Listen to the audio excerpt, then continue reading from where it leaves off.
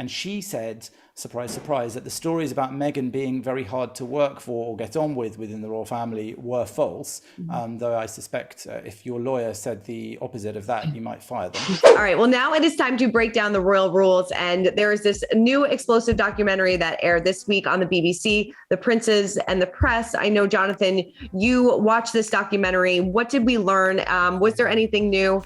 And, what is kind of their relationship with the press like? Not so good, as we know.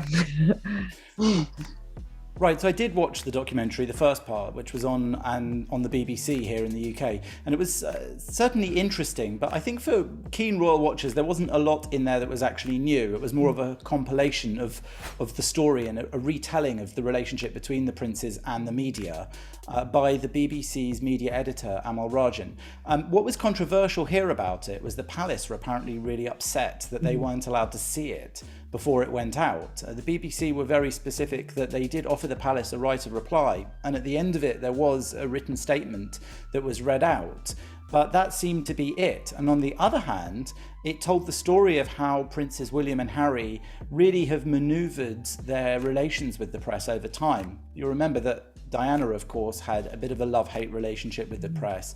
And then, of course, because of the tragic death of Diana during their childhood, and indeed the picking apart of her and Prince Charles's marriage, the media was something that I think those two boys found extremely difficult to live with. And yet, because of their position, they grew up really in the media glare. So the documentary really dug into that and looked at the idea of there being a bit of a deal between the royal family and the media and how that deal is balanced. And really it was suggesting, not so controversially I guess, that the deal is such that these people live at great expense to the country and in great luxury, and in return they sort of feed the media machine, but there's always a balance between how much the media will criticize and dig at them and sort of publish these scurrilous stories or probe into their private lives, and how much they will be given by the royal family to stop them venturing too deeply into nooks and crannies that they aren't meant to.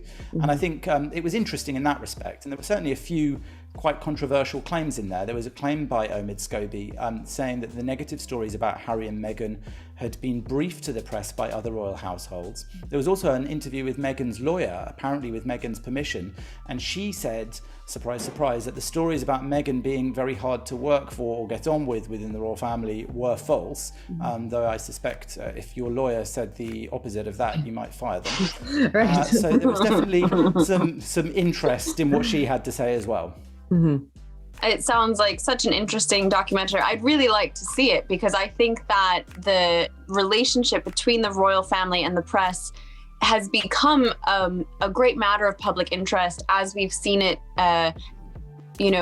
evolve with Harry and Meghan. And I think that their relationship with the press, unfortunately, has really shined a light on that complex love-hate relationship where you have to feed the press or else, what are the repercussions for that? And it's really, shown the public, I think, in a greater light how complicated that relationship can be.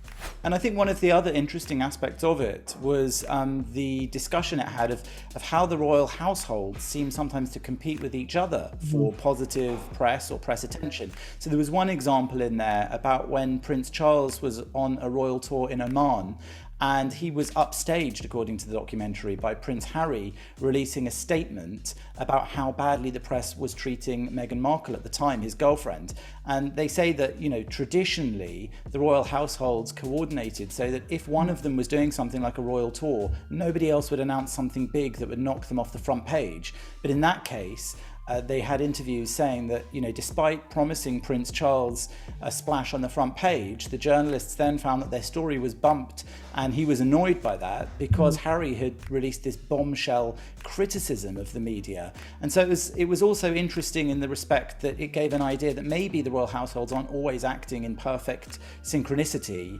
and sometimes they're competing with each other and getting on each other's nerves, winding each other up, or shadowing over each other's PR plans. And that's definitely something that I think was interesting to see in that documentary, because it also interviewed lots of royal editors, lots of royal correspondents. Of course, they didn't give away too much about their sources for the more interesting stories, but they did discuss the ins and outs of how it works being a royal reporter. Yeah, it's almost like they're fighting with each other through headlines of the media. Even though they say that they don't like the media, they are using it sometimes to their advantage, it seems like. Yeah, I think that's right. And I think that everybody knows that the royal family does need and rely on the media to some respect, because they need public support and the public reads about them in the media. And so that means that there is a very fine balance to be struck, where they have to do things that look good and they hope for good coverage of the things that they do, and they try to promote the causes that are important to them, that they think people need to hear about, see about, so for example in their philanthropic work. But on the other hand, that means that the media are massively interested also in the soap opera side of things, you know, who they're dating, for example. And before Meghan, there was Chelsea Davy, and they had a private investigator on the programme who said that he had actually been looking deeply into her life when Prince Harry was dating her, even with interest in her medical records and her past boyfriends. And this is just somebody who was dating him, not even someone who had married into the family. He went as far as to apologise on the programme and the documentary for the intrusion that he had made into her private life. And he also said that the massive interest that all these private investigators and tabloids had shown in the prince's lives had effectively stolen away their childhood, and that was something he was apologetic for. But it's important to say that he's also now, despite having done all that, part of the case against some of the newspapers here in the UK, the legal case, to do with phone hacking and intrusion into public people's lives. So he, of course, has his own agenda as well in that respect. Yeah. Very, very interesting. Well, Jonathan, it is always so great to get your perspective. We really appreciate you taking the time and speaking with us today. Thank you so much.